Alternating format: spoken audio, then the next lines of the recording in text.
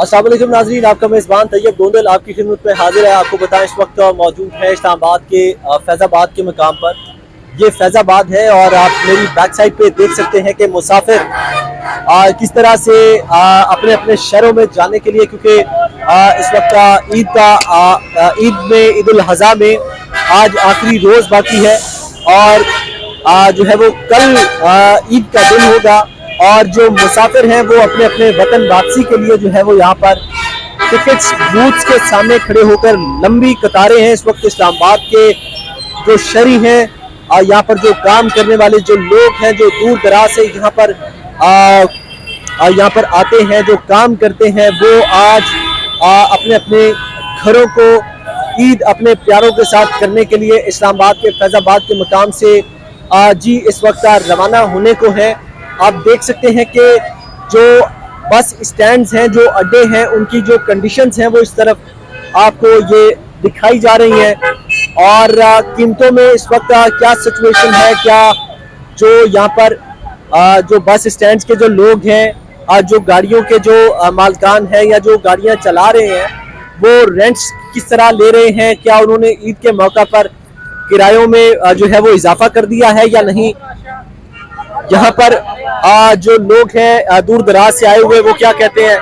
जी अस्सलाम वालेकुम, क्या हाल है, किधर से आए हैं, कहाँ जा रहे हैं? मुल्तान जा रहे हैं, कोई टिकट नहीं मिल रही हमें। क्यों नहीं मिल रही? बहुत ही रश है ईद की वजह से। अच्छा, आज आपने मुल्तान जाना ही जाना है? जी जी, ईद अपने प्यारों के साथ करेंगे? जी हाँ जी। टिकट महंगी मिल रही है, क्या वजह? नहीं टिकट अभी पता कर रहे, नहीं मिल रही अभी। अच्छा, टिकट मिल ही नहीं। अच्छा हाँ जी, तो आपने आज मुल्तान जाना है? जी जी। अगर आज आपको टिकट नहीं मिलती है तो कोई दूसरा हल है आपके पास मुल्तान जाने? नहीं, फिर इधर ही रहेंगे। अच्छा, हाँ जी, फिर ईद आपको इधर करनी पड़ेगी? जी हाँ जी, इधर कर लेंगे, फिर ईद के बाद चल जाएंगे। अच्छा, कुछ और लोगों से भी बात करेंगे कि यहाँ पर किरायों की क्या सूरत हाल है। क्या एक शहरी ने हमें बताया कि यहाँ पर टिकट्स मिलने में जो है वो उन्हें बहुत दुश्वारी का सामना है।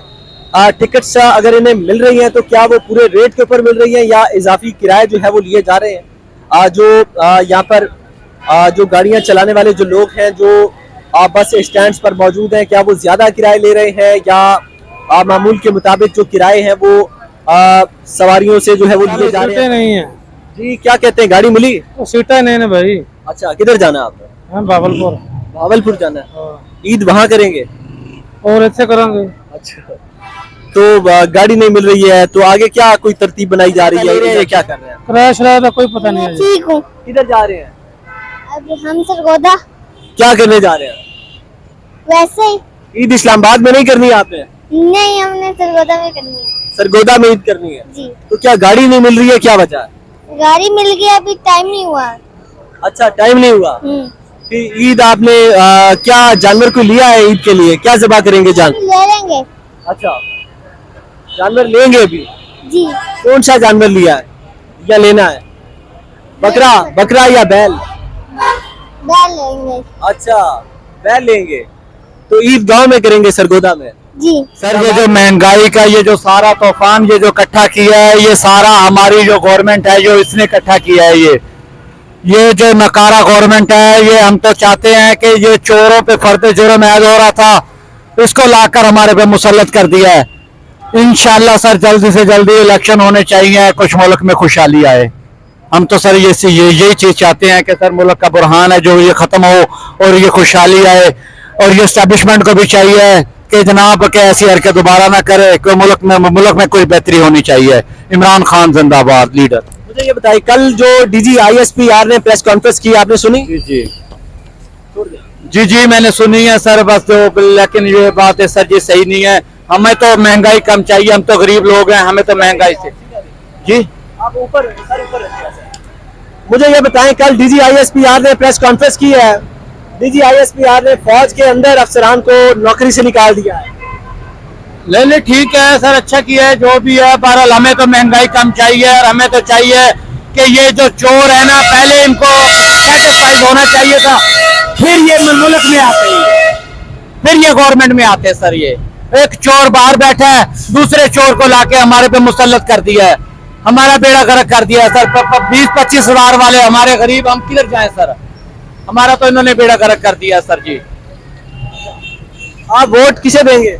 इमरान खान जिंदाबाद। हुकूमत इमरान खान को दीवार के साथ क्यों लगाना चाहती है?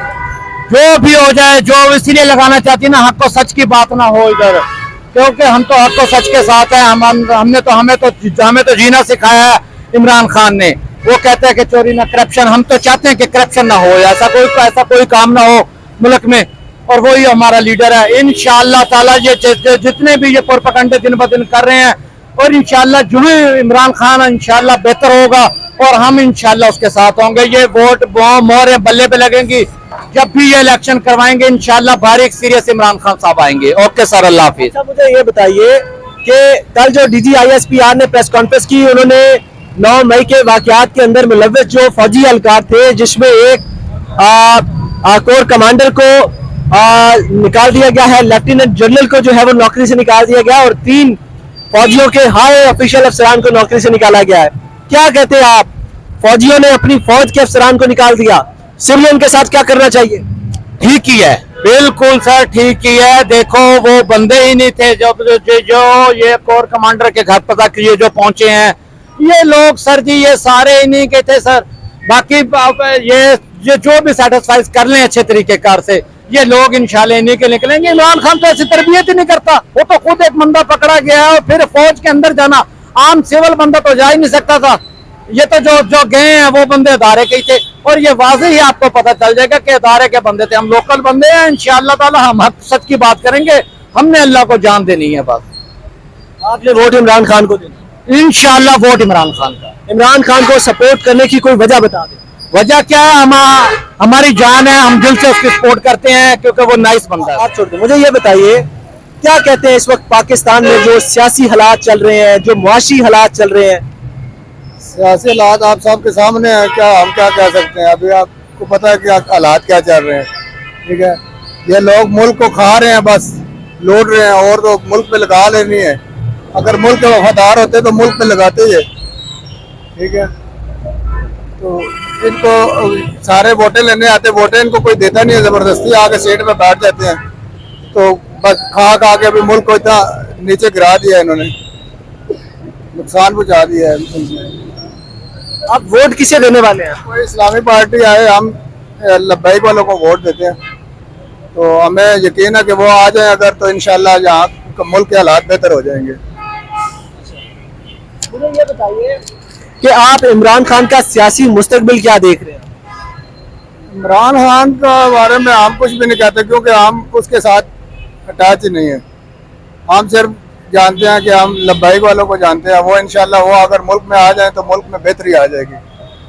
तो अभी बाकी कोई भी आपको सामने कोई भी सियासी पार्टी ऐसी नहीं है जो मुल्क के लिए बेहतर हो। आप वोट लब्बैक को ही देंगे? हम लब्बैक को ही वोट देते हैं, और इंशाल्लाह लब्बैक वाले अगर आगे आ जाए, तो जब तक इस्लामी निज़ाम नहीं आएगा मुल्क में, सूद का निज़ाम नहीं खत्म होगा, उस वक्त तक ये मुल्क सेट नहीं हो सकता।